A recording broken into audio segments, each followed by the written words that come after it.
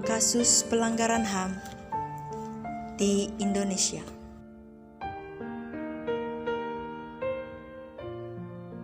Pembunuhan seorang anak berusia 8 tahun di Bali bernama Anggeli sempat menggemparkan Indonesia pada tahun 2015. Anggeli ditemukan tewas di halaman belakang rumahnya setelah 3 minggu dinyatakan menghilang. Anggeli ditemukan terkubur pada tanggal 10 Juni 2015 dengan beberapa bekas luka. Dari hasil penyelidikan, sebelum dikuburkan, Anggeli mendapat perlakuan kekerasan oleh ibu angkatnya dan sempat diperkosa oleh pembantu di rumahnya. Atas kasus ini, jaksa menetapkan Margaret Megawi, ibu angkat Anggeli, sebagai tersangka pembunuhan dengan tuntutan penjara seumur hidup. Tersangka lain yaitu Agustai Handamai, pembantu di rumah Anggeli, dituntut 10 tahun penjara akibat membantu Margaret dalam usaha penyiksaan dan pembunuhan Anggeli.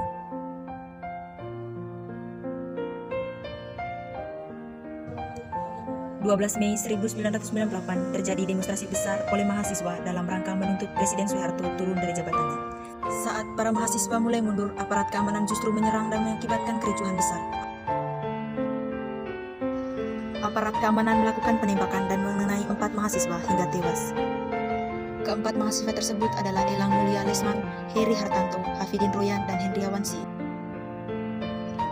Masih menjadi misteri siapa pelaku penembakan tersebut, namun tragedi ini tak pernah luput untuk diperingati tiap tahunnya. Bahkan keempat mahasiswa tewas dalam tragedi ini dikenakan sebagai pahlawan reformasi.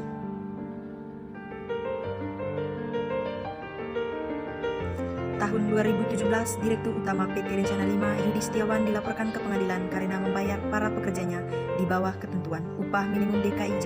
Tersangka YS diserahkan ke pengawas PPNS Polda Metro Jaya atas pelanggaran pasal 90 nomor 1850 Undang-Undang nomor 13/2003 Ketenagakerjaan dengan ancaman pidana maksimal 4 tahun dan atau denda maksimal 400 juta. Berdasarkan nota pemeriksaan Kementerian Tenaga Kerja, perusahaan memiliki kekurangan pembayaran upah pada buruh sebesar Rp 890 juta pada kurun 18 bulan mulai Januari 2010 hingga Juni 2011. Serikat Pekerja Kereta Api Jabodetabek (SPKA) mendesak hakim untuk memberikan vonis maksimal kepada YS. Ketua Umum SPKJ Subwano menegaskan bahwa tindakan perusahaan yang membayar pekerja di bawah ketetapan yang ada merupakan kejahatan besar.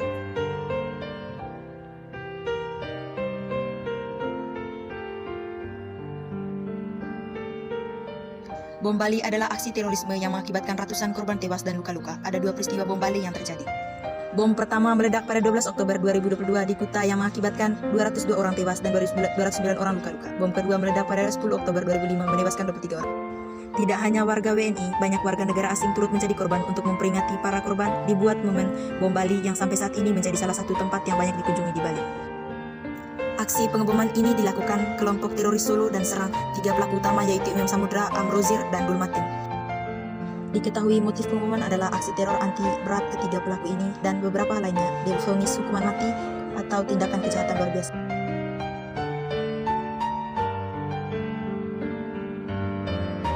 Seorang aktivis Islam Indonesia keturunan Arab Indonesia, Murir Said Talib, meninggal di pesawat jurusan Jakarta Amsterdam pada 7 September 2004. Murir adalah aktivitas yang amat kritis. Tindakannya yang selalu membela kaum tertindas membuatnya dikagumi masyarakat. Namun karena kritikannya terhadap pemerintah Indonesia, ada saja yang tidak menyukainya.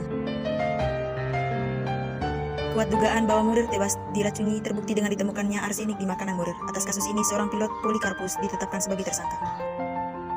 Namun sampai detik ini, otak dari kasus ini masih menjadi tanda tanya. Kasus sudah ditutup sebelum ditemukan dalam pembunuhan aktivitas HAM ini. Hal tersebut dikecam oleh masyarakat Indonesia. Pemerintah dinilai kurang bijak dalam menuntaskan kasus. Tindakan Murir yang berani mengkritik kinerja pemerintah dibela oleh masyarakat. Sejak tahun 2005, tanggal kematian Murir, 7 September, diperingati sebagai Hari Pembelaan HAM Indonesia.